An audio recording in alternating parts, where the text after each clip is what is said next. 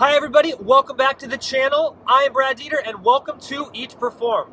Today we're going to be talking a little bit about protein. Now, I just got back from Phoenix a couple weeks ago where I gave a talk on protein. We talked all the way from, very basic fundamental biochemistry through to metabolism, through to optimizing muscle growth and recovery. Now, I'm not in Phoenix. I don't know if you guys can see outside, but it is approaching the dead of winter here, so it's cold.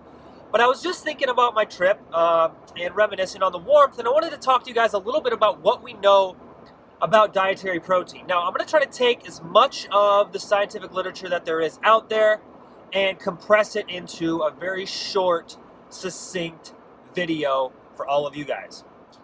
All right. I hope you guys enjoy the next part of this video series. We're going to be trying to do more of these where we actually overlay some infographics so you can see exactly what we are talking about.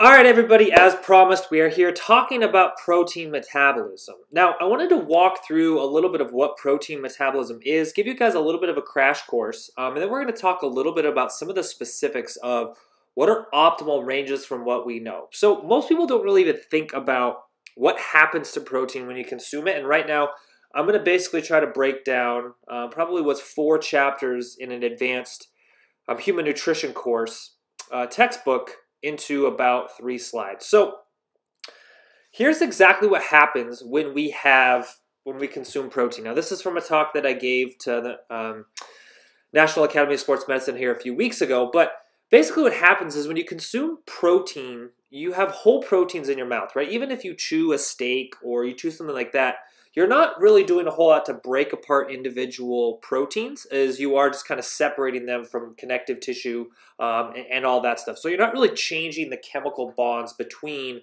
peptides or proteins. Now, when they go into your stomach, this is when they start to get degraded, right? So you have some things like acid, you've got some proteases or some enzymes that start to cleave some of these larger proteins into these smaller peptides. Now, this is the first step, right? So you take this big protein structure and you break it down into a little bit smaller, and then it goes into your, small intestine where you have some other enzymes that are secreted. You've got things like trypsin or chymotrypsin and some other proteases that actually break them down into individual amino acids. And then those individual amino acids are transported into your body from your intestines.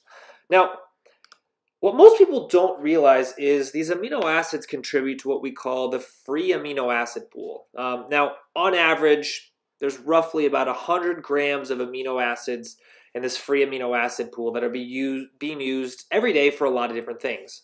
Now, what is interesting is the average person consumes about 100 grams of protein a day in a typical U.S. diet. Now, some people obviously have a lot more, some people have less, but for this example, you basically have roughly 100 grams a day, and that contributes to this free amino acid pool. But you also have body protein, which is actually contributing, about 4 times what your dietary protein is. Now, that body protein is, breakdown of muscle tissue, it's breakdown of other tissue, it's a whole lot of different places it's getting amino acids from. And then your body does manufacture some non-essential amino acids, and these are all being pushed into this amino acid pool. Now, this combination of body protein, dietary protein, and synthesized non-essential amino acids, those go towards rebuilding body proteins. Of that includes skeletal muscle, right? About 30 grams of that goes to other things like creatine or neurotransmitters or nucleotides, which make DNA, things like that. And then a very small percent goes to, gluconeogenesis or making ketone bodies, fatty acids, or steroids. Now, here's the most interesting piece. When you consume protein, right, this is the cumulative work of a lot of people, specifically guys like Stu Phillips or Kevin Tipton, is let's say you consume about 20 grams of milk-based protein. Now, about 50% of that is actually extracted by your gut and your liver and used before it actually ever enters circulation. So that means you're down to about 10 grams. Now, of that 10 grams, about, only 2.2 grams, or about 10% of that initial protein, is actually converted into muscle tissue. The rest is catabolized for energy, creating urea, making neurotransmitters, etc. So for every 20 grams of protein, so to speak, that you consume, only about 2.2 is actually making it into your muscle tissue. Now, there's been a lot of work that's been done to kind of talk a little bit about, what is the total amount you should consume on a given day. Now, of this work, most of our understanding has really come to terms or come to fruition over the last probably 15, 20 years. And what started, actually probably about 30 years now since it's 2018. Now, what initially kicked off some of this was some work that was done in the early 90s that was really looked at daily nitrogen balance. This really kind of started the discussion of daily nitrogen balance. And what this work actually showed is that, as you increase protein intake, you increase daily nitrogen balance, right? That makes sense. The more nitrogen you consume, the higher your balance is going to be, right? It's kind of like your checking and savings account, right? If you make 2,000 and you spend 1,000, you're going to net 1,000. If you make 5,000 and spend 2,500, you're going to net 2,500. And this daily nitrogen balance started to tell us a little bit more about, more protein intake increases nitrogen balance. Now, as we got more sophisticated and had better ways to measure it other than just nitrogen balance, which doesn't really, factor in how much is being incorporated into muscle tissue versus how much is just free nitrogen, long term, what is the nitrogen balance? So as we developed more and more tools, what we started to learn is that while more protein does, in fact, lead to positive nitrogen balance, there appears to be kind of a break point. And this break point appears to be about 1.6 grams per kilogram per day, in which more than that doesn't really appear to give you a whole lot more increase in muscle tissue. This type of data has been found in intervention studies. This is a study that shows some data that was from Jose Antonio's lab, where basically they gave people 2.2 grams per kilogram or north of that, a little over 3 grams per kilogram, and they were able to show that if you go from 2.2 to 3, there's really no increase in lean body mass.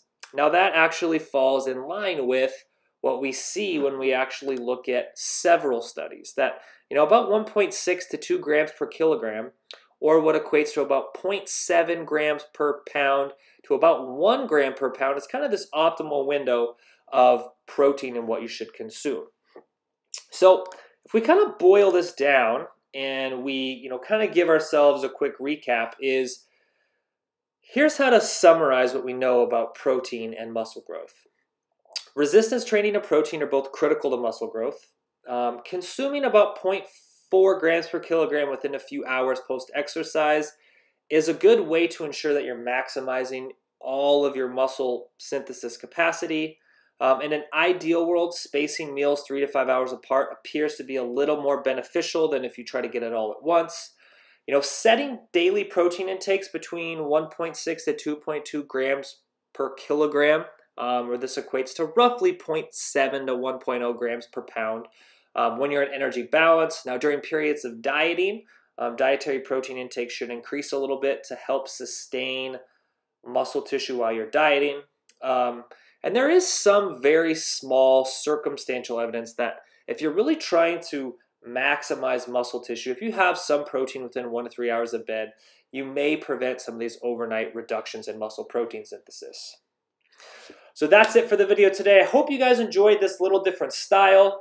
Once again, I am Dr. Brad Dieter.